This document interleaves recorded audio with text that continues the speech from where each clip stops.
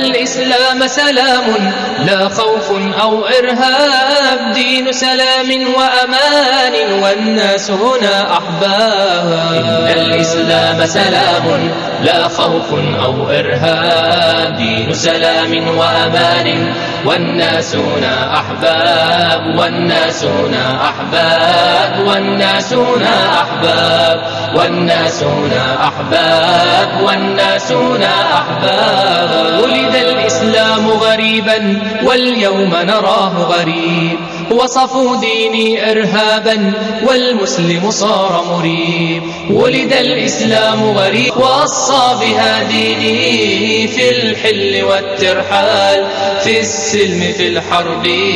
في الأمن في الأخطار. إسلامنا عظيم، إسلامنا عظيم، إسلامنا عظيم، إسلامنا عظيم، إسلامنا عظيم، إسلامنا عظيم، إسلامنا عظيم، إسلامنا عظيم، إسلامنا عظيم، إسلامنا عظيم، إسلامنا عظيم، إسلامنا عظيم.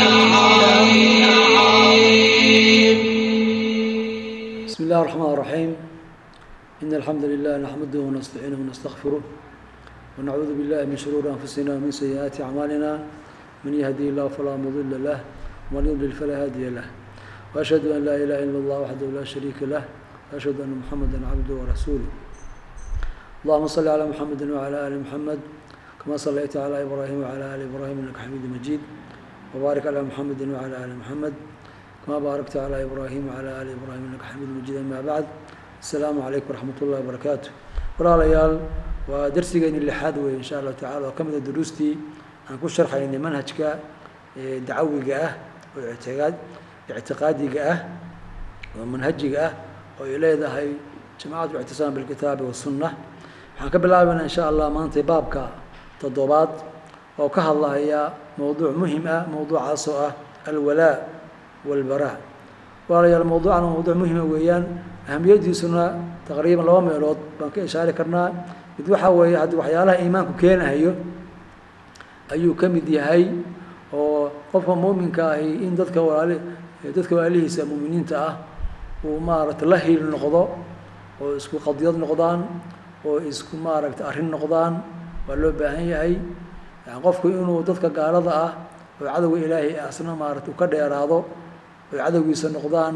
ayadana runtii waa shay laga maarmaan weeyaan. marka iimaanka ayaaba keenaya. qof kastana wuxuu aaminsan yahay, qofkii la aaminsan isku dad bay yihiin, kii ka soo horjeedana dad kale weeye. marka waa shay iska basiid ah dhankaas, oo iska iimaanaya qofka markii qofka qalbigiisa uu iimaan galo, ciddii waxaan la aaminsan ayay isku qolo noqonayaan, ciddii aan la aaminsanayna dad kale ayay kala noqonayaan. taas waa maxaan ku oraa, waa jaanib ka mid ah jaanibta ahmiyadiisa. kan kale waxaa weeyaan waa mawaadiic runtii aada lagu khaldamay, oo maaragtay wax fara badan ayaa soo dhex galay. inxiraaf horoo qadiim ah oo caqadi ah oo maaragtay mowduucan galay ayaa jiray, oo yani ay ku inxiraafeen firqada qaarkeed, sida khawaarijta oo kale, sida shiicada oo kale ay ku inxiraafeen. oo maaragtay qofkii asaga la jira ayuu u haysanayaa mu'min, kii asaga khilaafsanna haba ahaado muslim mu'min haba ahaadee waaba gaalaysiinayaa. taas oo kale qofka waxaa lagu qiyaasahaya, haddaad aniga i aaminsanayn ama ninkaan aaminsanahay oo fulaan ah oo kooxdeena maaragtay mas-uulka ka ah, ama aan isku maaragtay aragtidanahay, haddaada aaminsanayn adana gaal baa noqonaysaa. maalan shiicada oo kale waxay ku oranayaan haddii aadan madhabkeenna ahayn oo annaga waxaan aaminsanahay aadan aaminsanayn gaal baa noqonaysaa. sidoo kale khawaarijta noocaas oo kale ahaayeen. marka in yani mowduuca lagu khaldamay oo si xun loo tarjumana wax hore u dhacay weeyaan. hadda lafteeda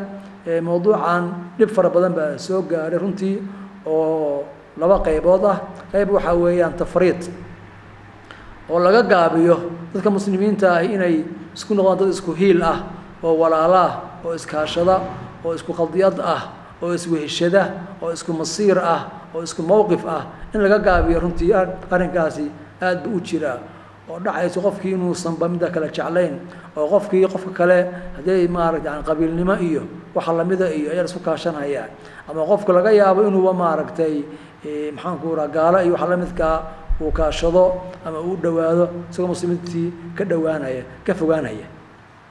taarunta waxa weeyaan tafriid weeye oo laga gaabinayo xaqii la isku lahaa oo islaamku farahayay in la walaaloobo oo diinta lagu walaaloobo oo la iskaashado tan kale waxa weeye ifraad baa dhacay oo dadka qaarkood ay ka badbadiyeen mawduucan ku xadgudbeen ay oranayaan maxaan ku raa qofku hadduu qof aan fiicnayn ama qofku hadduu gaalba uu xaggiisa fiirsho ama uu tago ama ay saaxiibaan ama uu la socdo ama hay'ad uu ka shaqeynayo gaala leedahay qofku waa gaaloobay oo kale leeyihiin ayadan runtii maaragtay xoogata ifraad ah oo xadgudub ah ayaa ku jira marka maadaama mawduucan diini ahaan uu muhiim u yahay inxiraaf hore qadiimana uu ka jiro inxiraaf hadday ka jiraan runtii uu ka jiro in de jamaacooyinka dacwada islaamiga ahi u istaagay ee ayaguna iska saxaan ummadana ka saxaan runtii aad baa loogu baahan yahay marka dhowr nuqdo ayaan kusoo koobnay marka hore waxaan ishaareynaa dadka muslimiinta ahi oo ahlu tawxiidka ahi waa ummad mid ah weeye dhammaan ambiyadoo dhan intii raacdo rumaysay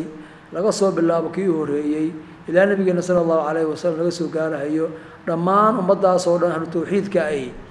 alambiyaa waarusul iyo intii raacdo rumaysay waa umma waaxida weeyaan ummadaas iimaanka ilaahay la rumeeyey subxaanahu wa tacaala ee ambiyadiis la rumeeyey ilaahay la ateecahayo ayaa ka wada dhaxaysa marka middaa runtii qof aada u ballaaran oo dad fara badan leh oo qaraabo badan leh baa noqonaysaa tan kale waxaa weeyaan inaad jeclaatid dadka ahlu tawxiidka ah inaad jeclaatid oo u hiilisid baa lagaaga baahan yahay oo maaragtay laga bilaabo saabiqiin ha noqdaan iyo kuwa imaanhaya iyo kuwa kaa horeeya iyo kuwa kaa dambeeyey waxaa garanaysid iyo waxaan garanayninba dadka ahlu shirkiga ayagana oo diinta ka hor yimid oo ambiyada ka hor yimid ayaga in la naco waa shay waajib ah ama ha ahaadan kuwa hore ama ha ahaadan kuwa imaan doona tan kale waxaa loo baahan yahay in la ictiqaadiyo diinteenna iyo nabigeena sala allahu calayhi wasalam iyo qur-aankeena qofkii aan rumaynin qofkaasi gaal weeye ahlu naar ah weeye ama ha haysto kitaab hore ama yuusan haysanin yahuud ha ahaado nasraani ha ahaado wax kale ha ahaado qofkii nabigeena sala allahu alay wasalam aan rumaynin oo kitaabkiisa aan qaadanin oo diintan islaamka aan isku dhiibin diin hore uu haystay ama shareeco hore uu haystay ama nebi hore uu maaragtay sheeganhayaa waxa u tari mayso taas in la rumeeyo waa loo baahan yahay dadka qaar baa maaragtay waxaa laga yaaba inay yidhaahaan oo yahuuddu laftoodu kitaab bay haystaanoo nebi bay haystaane maxaa taas oo kale maarata loo fogeynayaa wax noocaas oo kale ah yahuudda iyo nasaarada diintu waa soo dhaweysay mucaamalo gaara ayaa loo sameeyey laakiin macnaheedu inay muslimiin yihiin ma ahane waa gaalo waa ahlu naar ilaa nabigeena sala allahu alay wasalam ay ka rumaynayaan oo diinta islaamka ay soo galahayaan waxaa kaloo maarata waxaa loo baahan yahay inaad rumaysid nabigeena sala allahu alay wasalam markii lasoo saaray laga soo bilaabo ilaa adduunkan laga maaragtay laga duubahayo qiyaamuhu dhacayso ummadaas ummatu maxamed baa la yidhaaha laakiin waa laba qaybood qaarna waxaa weeye ummatu dacwa oo intii nabi sal loo soo diray weeyaan ama ha rumeeyeen ama yaysan rumaynin qaarna waxaa weeyaan ummatul ijaaba kuwii diinta qaatay oo diinta rumeeyey oo ka faa'iidaystay weeyaan allah naga dhigo waxaan kaloo meeshaan ku caddeynaynaa dadka muslimiinta uma bannaano in diintooda ay ka tanaasulaan ayagoo gaalo maxaanku ura ka yeelahaya ama culayskooda maxaanku uraha maaragtay u khuduucahaya caqiidada iyo diinta iyo axkaamta shareecada in lagu dheganaado ayaa loo baahan yahay insha allahu tacaala oo aaminaadeeda iyo kalsoonida lagu qabaahay ay meesheeda ahaato waxaan kaloo caddeynaynaa baryahan dambe waxaa jira dadka muslimiinta in la doonahayo in lagu dhex milo maaragtay ay ku dhex milmaan diimo kale ama caadooyin kale ama caqiidooyin kale oo la leeyahay insaaniyada iyo caalamka ha la isku milmo waxaa dadka maaragtay kala qoqobahaya ha la iska daya la leeyahay ayaa jirta arrinkaa runta waa khatar weeyaan anagu ma ogolin waxaan aaminsannahay diinteenna baan aaminsannahay ayadaa saxa ayadaan ku soconaynaa dadkaan ugu yeeraynaa cidna ma dulminayno laakiin diintiina ka taga oo annagoo diin la-aanna maxaanku raa iyadakoo diin leh aan maaragtay isku mid noqono arrinkaa ma yeelayno qof baadiyeysan iyo qof aan baadiyeysnayn qof hanuunsan iyo qof aan hanuunsanayn qof mushrig ah iyo qof muwaxidihi isku meel ma ahaan karaan marka ummadda islaamka diinteeda iyo caqiidadeeda in laga maldaho oo lagu milo ummadaha kale arrinkaas runtii arrin khatar weeyaan mana loo baahna oo in la iska ilaaliyaa waxaan kaloo caddaynaynaa dadka muslimiinta waxaa xaaraan ka ah in maaragtay gaalo ay maxaanku raha ay la jiraan ay muslimiinta uga hiiliyaan ama ay jeclaadaan ama ay maxaanku raha kaalmeeyaan ayagoo muslimiin kale ka kaalmeyn ayaduna maaragtay waa shay xaaraana weeye in gaalada laga dhigto kuwa adiga kula taliya oo maxaanku raha kula shawra oo arrinkaaga iyo sirtaada wax oo dhan og oo maaragtay gacantooda ku jirtid arrinkaas arrin xaaraan ah weeyaan laakiin waxaa loo baahan yahay inaan fahamsanaano maaragtay masalada la yidhaha muwaalaadka waa darajooyin weeye waxaana xaaraanta hadda aan sheegnay weeyaan waxaana gaalnimo ayay keenayaan marka midda xaaraanta in xaaraannimadii lagu ekeeyo ayaa loo baahan yahay tan gaalnimada ahna meesheeda loo deenayaa marka midda keenaysa gaalnimada waxaa weeyaan waa muwaalaadka calaa asaasi dadkan gaalada ah inay ayagu ay guulaystaan oo diintooda guulaysato waxaa keenaya weeyaan laakiin haddii middaas ay ka sokayso oo guulshooda iyo waxooda sababtooda aysan diin ahayn ay wax kale ay tahay ama dan adigu aa wadatid weeye ama dan ayagu ay wataan weeye oo aan diin ahayn arrinkaasi gaalnimo ma keenahaye xaaraan ayuu noqonayaa haddaysan kuu bannaanayn maxaa yeele waxaa la iskugu hiiliyaa waa badan yihiin waxaa la iskugu hiiliyaa diin keliya maaha dano kale ayaa la iskugu hiiliyaa marka haddii diin la iskugu hiilinayana haddii qofka muslimka ah haddii gaalada uu diin ahaan ugu hiilinayo oo ku gaaloobaya laakiin haddii dano kale la iskugu hiilinayo arrinkaasi xaaraannimada ayuu soo gelayaa waxaana u daliilah xadiidkii macruufka ahaa oo xaatib ibn abi baltaca ee maaragtay ku tacalluqay oo nebigu sal lla alay slam sheekadiisii iyo qisadiisii iyo sirtiisii uu fidiyey uu qoraysh u qoray in laydinku soo maaragtay aan aadan yahay ee isjira uu yidhi marka ninkaasi nooc jaasusnimoa buu sameeyey sirtii buu bixiyey taasoo macnaheed waxaa weeye waa nooc hiilla oo kale wey waa nooc hiilla ama nooc la jir ah weeyaan lagumana gaalaysiin maxaa yeelay dan kaluu lahaa dan buu ka watay dan adduunyo iyo damac baa ka galaye hadda asagu diin ahaan in nimankan ay guulaystaan ma uu rabin halkaasa laga qaatay marka in hiiladu ay macaani fara badan yeelan karto marka haddii macnaheedu uu diin yahana hadda gaalnin buu keenayaa haddii macnaheedu ixtimaal kale uu leeyahana xaaraannimo ayay noqonaysaa waana sida imaam shaafici uu ku cadday kitaabkiisa ku caddaynhayo isagoo qisadan ka sheekeynaya wuxuu leeyahay waxaa noo caddaatay qisadan buu leeyahay waxay u tahay daliil in ficilkaasi uusan gaalnimo ahayn buu leeyahay maxaa yeeley wuxuu leeyahay qof maaragtay sirtiisa la bixiyo oo warkiisa la sheeguu leeyahay oo laga hiiliyo oo nabi sal ly slam ka weyn ma jiruu leeyahay oo ka sharaf badan maca daalika ninkii wixii sameeyey maaragtay laguma gaalaysiin cududaarkiisii iyo sidii uu ka dhigay ayaa loo aqbalay marka ixtimaalaadkaas baa la tixgelinayaa maadaama ficilkii uu muxtamil uu yahay waxaana ka mid ah qawaacidda maaragtay takfiirka culimmadu ay sheegeen laa yukafaru biqowlin aw bificlin muxtamil qofka laguma gaalaysiiyo ficil gaalnimo keeni kara wax kalena la keeni kara marka maadaama uu ixtimaal uu jiro ixtimaalkaasi maaragtay xukunkii ayuu maxaanku rahaa ta'hiir ku samaynayaa marka in masaladaas aada loo fahmo ayaa loo baahan yahay culimmadu waa kala saaraan xataa qofka in loo hiiliyo iyo qofka in isaga maaragtay laga faa'iidaysanayo ama alicaana iyo alisticaana oo qofka muslimkaa inuu gaal soo kaxaysto asagoo ku danaysanhaya oo dantiisa ku gaarahaya oo ama xukun ku maaragtay xukun ku xoojisanhaya ama qolo ka hor timid maxaanku iskaga celinayaa arrinkaasu alisticaana bilmushrikiin baa la yidhaahaa waa masala fiqhiya weeye culimmadu qaar waa baneeyaan qaarna waa diidaan maaragtay sida saxda waxaa weeyaan in ay maaragtay maxaanku raha ay banaanaanayso haddii shuruuddeedii iyo maxaanku raha la helo waxyaalihii culimmadu ay sheegeen ay ku xireen weeye marka qofka muslimkaa inuu barnaamijkiisa asagu uu ku fushanhayo gaalo uu ku meel gaarahayo dantiisa ku gaarahayahay mas'ala fiqhiya weeye mas'ala caqadiya maba ahaba taa marka in la kala fahmo ayaa loo baahan yahay o aad la iskaga ilaasho marka almuhim in dadka muslimiinta ayagu ay hil isku noqdaan baa la rabaa oo dhibka keenahaya inay qaarkood ay gaal maaragtay ay hiil badaan meesha laga saaro oo mushkilooyinkooda ay xalistaan ayaa loo baahan yahay marka masaladaas tafaasiisheeda iyo maraajicdeeda qaar baan ku ishaarnay meeshaan buxuus badana waa laga qoray sida baxdiga uu ka qoray maaragtay ninka muxadidka doctorka loo yaqaano Shariif bin al-Awni loo yaqaano iyo manaadu takfiir bimuwalaat al-kuffar doctor Abdullah Qarani uu qoray iyo intaas baxsi ayaa jira waxa uu dambeeyay baxsi uu ka diyaariyay Sheikh Shibli jazakallahu khayr uu ka diyaariyay mawduucaas uu ka jeediyay muhaadaraadkii uu ku qabtay South Africa maran aan fogeyn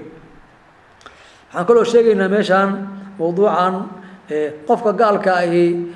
inkastoo uu gaal yahay oo la dagaalamayo haddana uusan isagu kula dagaalamaynin uusan muxaarib ahayn in la xiriiriyo oo loo ihsaan falo ayadana inay maaragtay shay bannaan ay tahay bal ajar laga helayo taas macnaheedu in asagii maaragtay muwaalaad loo sameeyay ma ahane waxa weeye qofka asaga maaragtay bani aadamnimadiisaas iyo maaragtay baahidiisaas ama qaraabanimadiisa ayaa loo tixgelinayaa markaas inuu soo islaamo ama muslimiinta uu jeclaado oo ka qaato aragti fiican baa iimaan karta marka gaar oo dhan isku darajo ma ahan gaarku darajooyin ayuu leeyahay waxa loo baahan yahay maaragtay inaad fahamtid dadka muslimiinta ahi oo kala jinsiga ah oo kala luqada ah oo kala zamanka ah oo kala makaanka oo umma waahida weeyaan waxa loo baahan yahay maxaan ku waraa isku xirnaadaan isku gargaaraan baa loo baahan yahay waa isku caqiido waa isku shariico weeyaan dadka muslimiinta dhamaantood inay isjecel yihiin baa loo baahan yahay inay isku kaalmeeyaan baa loo baahan yahay in marka maaragtay aan muslimiintu ay gaar iska kaalmeeyaan oo ay kala tagaan oo ayaga la isku jabiyahay shay sax ah ma aha muslimiinta dhiigooda iyo maalkooda in la badbaadiyo ay aad looga baahan yahay tan kale waxa weeye xiriirka iyo hiilada iyo isku xirnaanta diinta xukumaysa kitaabka ayaa xukumaya sunnada ayaa xukumaysa muslimiinta guud ahaan ayaa iska leh laakiin shakhsi muayyan ah inuu miisaan noqdo oo aan nabi ahayn oo aan macsuum ahayn oo la yiraahdo hebel qofkii maaragtay raacana waan jeclaanayaa qofkii ka hor yimaadana waan necbaanaya waa la dagaalamaya arinkaasu sax ma aha nabigeena sallallahu alayhi wasallam ayaa miisaan ah qofka asaga khilaafa waa laga hor imaanaya qofkii asaga yeelana waa la raacaya laakiin qof kale ama sheekh ah ama maxaan ku waraa madax kale ah ama si kale loo xurmeynayo qofkii la xurmeyn waaya oo asaga ila aaminsanaan waayay waan kala tagaynaa arinkaas khatar weeyaan diintuna ma ogola in ummadda qof maaragtay looga dhigo inuu yahay kii la iskugu imaanayay ama lagu kala tagayay qofkaas oo nabiga sallallahu alayhi wasallam sidoo kale kalaam meel ku qoran maxaan ku waraa kalaamkaas cidii raacdana maaragtay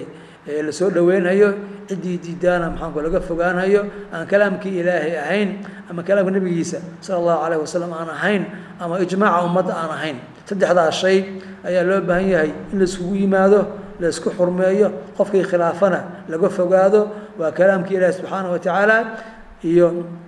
xadiiska nabiga sallallahu alayhi wasallam weeye iyo wixii ummaddu ay ku ijmaacday saddexdaas shay ayaa muwaalaadku ku salaysan tahay laakiin kalaam kale ama qof kale oo muayyan ah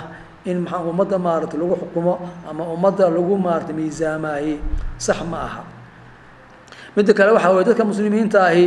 oo maaragtay yani walaha iyo kalgacaylka iyo in loo hiiliyo iska leh hiiladaas iyo soo dhaweyntaasi darajooyin bay kala leedahay qof kastana maaragtay darajada uu leeyahay ayaa la siinayaa dadka qaar ayaa maxaan ku rahaa darajadaas oo dhameystiran iska leh oo in aad loogu hiiliyo la jeclaado iska leh qofka muuminka mutiica ahi wala taamuhu leeyahay gaalka maxaan ku rahaa asaguna bara taam ah ayuu leeyahay waa laga bari noqonayaa qofka muuminka oo macsida watana hada iimaankiisana hiilo iyo walatinimo ayuu ku leeyahay macsidana xoogaa fogeyna iyo maxaan ku rahaa maaragtay xoogaa cuquuba ah ayuu maaragtay ku leeyahay marka qofkii muslimka ahaa oo caasiga ahaa dhanna waa muwaalaad iyo soo dhaweyn buu ka mudan yahay dhanna xoogaa iska ilaalin iyo maxaan ku rahaa in lagu cuquubeeyo ayuu mudan yahay marka macsidiisa ayaa nacaysa ka bari noqonaysa laakiin asaga shakhsi ahaantiisa laga bari noqon maayo xadiidkii waa garanaysa Khalid bin Walid markii maaragtay xoogaa gafka uu sameeyay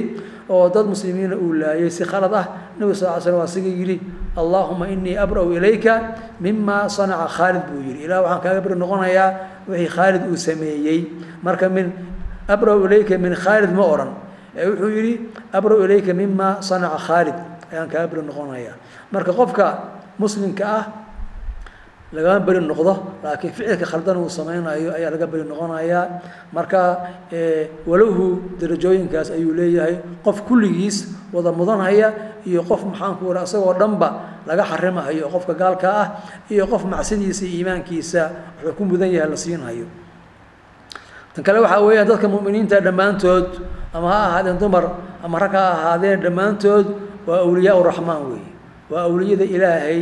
maxaa yeelay way ma aragtay wilaayada ilaahay waxa lagu gaaraa al-iimaan wa taqwa baa lagu gaaraa marka qof kastoo iimaanka laga helaahay oo ilaahay aaminsan oo ilaahay adeecahay darajadiisa iimaankiisa iyo amalkiisa darajadiisa ayuu wali ilaahay yahay laakiin waxa loo baahan yahay qof aan iimaankaas lahayn oo aan adeecadaas lahayn qof iimaan la'aan ah oo tawxiid la'aan in la yiraahdo wali buu noqonayaa arrinkaas khatar weeyaan mana banaana qof aan tukanaynin oo ilaahay subxaanahu wa ta'ala ka baqaynin oo faajir ah oo faasiq ah oo eberkiis in la yiraahdo wali ilaahay weey maxaa yeelay waxa ka banaan yahay oo timar raamuu leeyahay oo muuqaal xun buu leeyahay oo qofka kullama uu fool xumaado oo balaayo iska dhigo oo jinni iska dhigo in laga dhigo wali la yiraaho oo maxaan ku la xurmay laga ducaysto arrinka arrin sax ma aha marka muslimiintu waa inay fahmaan qofka waliga qof ilaahay ku xiran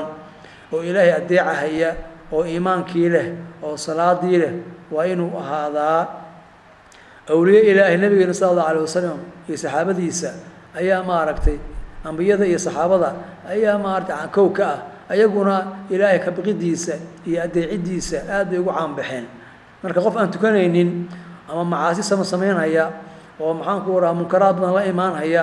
oo haddana wali sheeganaya oo dadka ay daba yaacayaan oo la barakaysanay arrinkaas arrin sax ah ama caqiido sax ma aha kale waxa loo baahan yahay qofka ma aragtay waxa la yaqaan karaamada ah oo qofka lagu xurmeynayaa waa mid qofka wanaagsan laga arko weeyaan laakiin qof aan wanaagsanayn oo ilaahay subxaanahu wa ta'ala aan ku xirnayn oo ma aragtay wixii laga xarimay sameynaya wixii lagu waajibi ka tagaya wixii ka daahira ay karaamo ma ahe ama waa sixir ama waa faalalo weeye wixii la midka qofka noocaas dajaal weeyaan maxay dajaalku ba asagoo aan ilaahay aqoonin oo aan islaam ahayn maalinta ma aragtay waqtigiisa la gaaro waxyaalo cajiib leh oo la yaabo ayuu la iimaanayaa marka qofka waxa cajiib la yimid kaliya calaamad uma aha inuu toosan yahay toosnaanta miisaankeedu waxa weeye qofkaani kitaabka ma raacay sunnada ma raacay nabiga sallallahu alayhi wasallam saxaabada ma raacay wadadii salafka ma haya taasa miisaan ah ama karaama ka daahirto ama aysan ka daahirin laakiin qofkaan wax cajiib uu sameeynayaa hal iska dabayaaco qofkaan waa duulahayaa qofkaan ma aragtay baddu marahaya waxa noocaas calaamad miisaan ma aha maxay waa miisaan cid kasta sameyn karta waxba la khaldi karaa ma aragtay cilmigu waa hormaray marka dajaal ba waxyaalo cajiib uu la iimaanaya iimaan islaamna agtiisa ma soo marin takala waxaan cadeeyay dadka muslimiinta oo ahlu qiblaha ah in la xiriiriyo xiriirkooda waxa kamid ah in dadka la tukado in dadka lagu tukado qofkii dhinta oo ahlu qibla ah waa lagu tukanayaa waa loo istighfaarayaa ama aan garanno ama aan garanin qofkii yira ku tukan maayo illa qofkan aqaan ma ahane qofkaas qof sax ma aha qof bidca la iimaanaya weeye laakiin qofka muslimka ah oo macaasida badan sameyn jiray oo macaasida ku caan baxay haduu dhinto dadka caanka ah oo ahlu cilmiga ah oo ahlu fadliga ah inay xooga ka dheeraadaan ku tukashadiisa waa shay runtii ma'fuur ah oo salafka laga soo gaaray weeye oo dadka caamada ay ku tukadaan laakiin qofka ahlu fadliga inuu iska ilaasho weeye waxa la yiraahaa ku tukan uumaaye si ma aragtay xooga tacsiir ah ama xooga ganaax ah ayaa laga wadaa qofkiisa waxa la leeyahay inuu hoos ugu duceeyo ayaa wanaagsan baa la leeyahay laakiin salaadiisa dadka caamada ah ayuu u deynayaa dhammaan dadka muslimiinta ahi salaad waa lagu xiranayaa waa la tukanayaa qofku bari ha ahaado birra ma aragtay ha ahaado saalix ha ahaado faajir ha ahaado qof aan garanayn qofkii tukanaya salaad waa ku xiranaysaa markaas hadduu salaada hagaajiyana hadda waa wada faa'iideen hadduu salaadii uusan garanayninna si gaar ahaan qofka imaamka ah oo salaada mas'uulka ka ah oo masaajidka loo dhiibay ama shacabka ha u dhiibto kuwii dhiseen ha u dhiibeen ama dawladda ha u dhiibtee qofka noocaas waa lagu xiranayaa dadka bidcada sameynaya maadaama bidcadoodu aysan bidca mukaffira aysan gaarsiisnayn waa lagu daba tukanayaa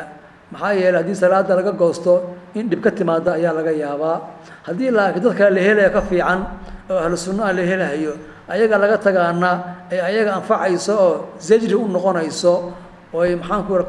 kasoo noqonayaan bidcadooda kasoo noqonayaan ayadu iska bannaan tahay haddii jamaacadu aysan cadilmaynin oo shaciiradii aan maaragtay aan la weynaynin sidaas shirki maaragtay dhibkooda iyo shartooda iyo bidcadooda si kale lagu daaweeyo aan la helaynin waxaan kaloo loo baahan yahay inaan fahamsanaano dadka macsida ku dhacahaya oo nusuusta ay maxaan ku waciidkeeda ku soo arooray kii waxaday waxaasa ku dhacaysa kii zinaystay waxaas ayuu mudanhayaa ilaa aakhirihi waciidka noocaasi qofkii sameeyaba in waciidkii uu ku dhacahayo macnaheedu ma aha maxaa yeelay waciidkaasi waxbaa dib u dhigi kara qofkii ayaa maaragtay toobad keeni kara qofkii ayaa xasanaad kale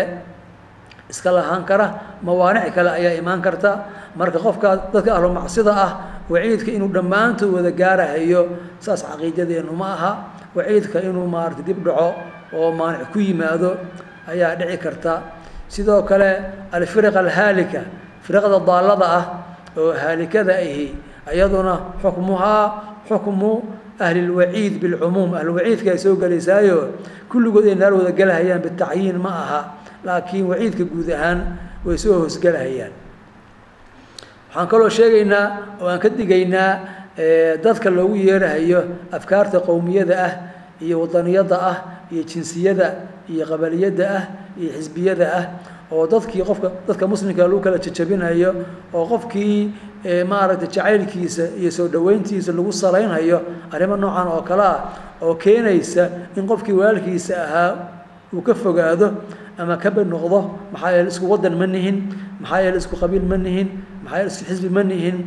dacwooyinka noocaas oo kale ah ama baaq kasta oo ku salaysan in dadka muslimiinta la kala googooyo ayadoo lagu salaynhayo qowmiyad lagu salaynhayo iyo waxa la midka arrinkaasi arrin khatar weeyaan in la iska ilaaliyo ayaa loo baahan yahay waana arrimo jaahili oo diintu ay maaragtay xarimayso dadka muslimiinta dhammaantood ciddii maaragtay maaragtay jamaaco ah oo khayr isku kaalmaysanaysa oo wanaag isku kaalmaysanaysa oo maxaan ku rahaa wixii ilaahay amray subxaana watacaala ummadda amraysa wixii ilaahay ka reebay ummadda ka reebaysa oo arrinkaas inay isku kaalmaysato iskugu timid dadkaasi dad ficil wanaagsan samaynaya weeyaan waa walaalaheen waana soo dhaweynaynaa waana kaashanaynaa haddii kulankoodaas aysan ka dhigin kulankii muslimiinta oo dadka kale aysan gaalaysiinaynin maxaa yeele dad waxaa jira odhanaya annaga kooxdeena keliya ayaa muslimiin ah kooxaha kale waa gaala maarata bay leeyihiin ama kulankooda iskugu kaalmaysanhaya ismi iyo dembi iyo macsi waxaan arkaynaa dhammaan jamaacaadka islaamiga ah oo maaragtay guud ahaan manhajka ahlu sunna waljamaacaha guud ahaan haysata in dhammaanteed aan la wada cambaaraynayn dhammaanteed aan maaragtay la wada ammaanaynin laakiin ammaanidda iyo raaciddu ay ku xiran tahay intay u dhow yihiin manhajka ahlu sunnaha waljamaacaha ay u dhow yihiin ayaan u dhowaanaynaa intay ka fog yihiinna waan ka fogaanaynaa waan u naseexaynaynaa intii wixii akhtaa ah oo jirta waxaan ictiqaadsannahay islaamkaas iyo caqiida ahlu sunna waljamaacaha ayaana kulminaysa wixii nagu dhex jira ama khilaaf ahna ama aragti ahna naseexo iyo niqaash iyo munaadaro aadaabteeda leh oo akhlaaqdeeda leh ayaan ku xalinaynaa insha allahu tacaala waxaan ugu baaqaynaa muslimiinta dhammaantood in kelimada tawxiidka kelimada islaamka iskugu yimaadaan ayadaa ku filan ayadaa anfacaysa manhajka qur'aanka manhajka sunnada manhajka salafu saalixa ayaa ummadda ku filan maxaa yeelay ummaddaani waxaa anfacahaya aakhirkeeda oo hagaajinaya wixii awalkeeda anfacay weeyaan sidii ay maquuladu ahayd laa yaslux aakhir hadi lumma ilaa bima saluxa bihi awaluha waxaan aragnaa in dadka muslimiinta ah iyo qof kastaba lala maxaanku raha la kaalmaysan karo ama laisku kaalmaysan karo wixii wanaag ah wanaaggaas sharci ahaan iyo diini ahaan laga eegahaye xagga hawada aan laga eegaynin ayadoo laga faa'idaysanaya qowluhu tacaala watacaawanuu cala albiri waataqwa marka tacaawunkaasi waa tacaawun caam ah ciddii marka wanaag wadda oo dadka muslimiinta anfacaysa in wanaagga lagu kaalmeeya annagu waa aragnaa wax dhibaatana ma laha nabiga sallallahu alayhi wasallam wuxuu yiri waxaan xaadiray buu yiri yani xilfigii loo yaqaanay xilf almutayyibin buu yiri baan xaadiray oo quraysh isku ballansadeen in dadka madluumiinta ah ay difaacaan kuwa dhaalimiinta ahna ay gacmaha qabtaan xilfigaas buu yiri sallam ayaa xaadiray buu ano dhalinyaraa buu yiri wuxuu yiri xilfigaas in maaragta aan xaadirin oo maaragta geel bedelkiisa la siiyo buu yiri ma jeclaysteen ama inaan buriyo ballankaas ma jeclaysteen nabiga sallallahu alayhi wasallam laakiin waxa loo baahan yahay tacaawunkaasi waa inuu miisaan sharci ah ku taagan yahay loo baahan yahay waa in dacwada ahlu sunnah ay ku dhibaatoon ayaa loo baahan yahay taas waa loo baahan waa laga maarmaan laakiin haddii dadka la kaashanayo iskaashigaasana dacwadii iyo tawxiidkii iyo manhajkii uu dhib gaarsiinayo dhibkaasi ha ahaado dhib hadda jira ama ha ahaado dhib gadaal ka imaanaya arrinkaasi arrin fiican ma aha marka culimada dadka ah ahlu cilmiga ah ayaa loo deynaya si ay u kala saaraan tacaawunka maaragta masmuuxa ah iyo tacaawunka aan masmuuxa ahayn nabiga sallallahu alayhi wasallam markii Makka uu aaday aamul Hudaybiya waasagii yiri maxaan ku iraahaa haddii Quraysh maanta ay ugu yeerto waxay ku xurmeynayaan xaramka Ilaahay dhiigana ku badbaadinayaan waanu ajiibay nabiga sallallahu alayhi wasallam marka Quraysh in laga yeelo barnaamij kasto ay la imaanayso oo ay xurmada ku weyneynayso oo Kacbada ku xurmeynayso ay dhiiga ku badbaadinayso nabiga sallallahu alayhi wasallam ka yeelayo